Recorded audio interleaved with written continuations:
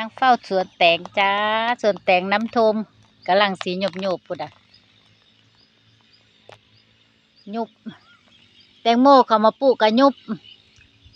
แตงข้าวปลูกกะน้ำท่วมบุ๋มนะโอ้พุ่นอ่ะ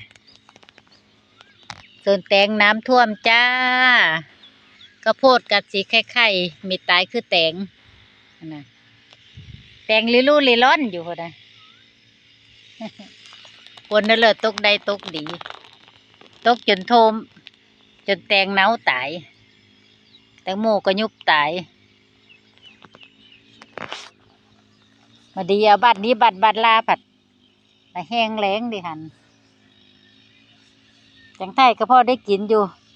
น้ำท่วมแตงโมก็พอได้กิน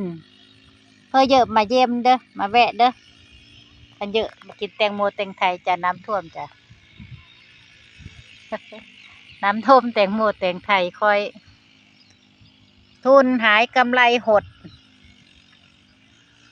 ไม่ได้ทุนดอกปีนี้มดย้อนฝนดีกะละมาเด้อมากินแล้วนั่งทายอยู่นี่มาเอาเด้อเพื่อยาว